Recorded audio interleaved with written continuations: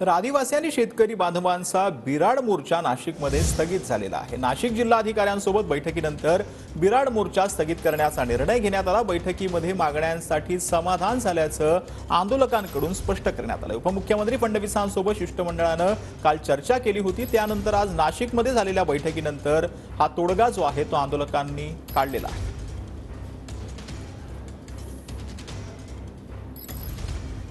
One हक्क कायद्याअंतर्गत जिल्हाधिकारी पातळीवर अपात्र ठरवलेल्या दाव्यांची फेर तपासणी घेणं, स्थळ पाहणी करणं, जीपीएस मोजणी करणं आणि 7/12 देणं या संदर्भातल्या मागण्या होत्या। या संदर्भातले तपशील ठरवणारी आजची बैठक होती। ही बैठक अत्यंत सकारात्मक पार पडलेली आहे।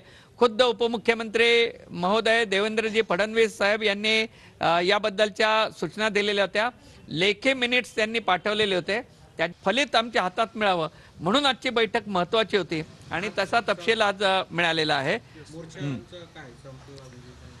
यानंतर आम्ही मोर्चा स्थगित करण्याचा निर्णय घेत आहोत।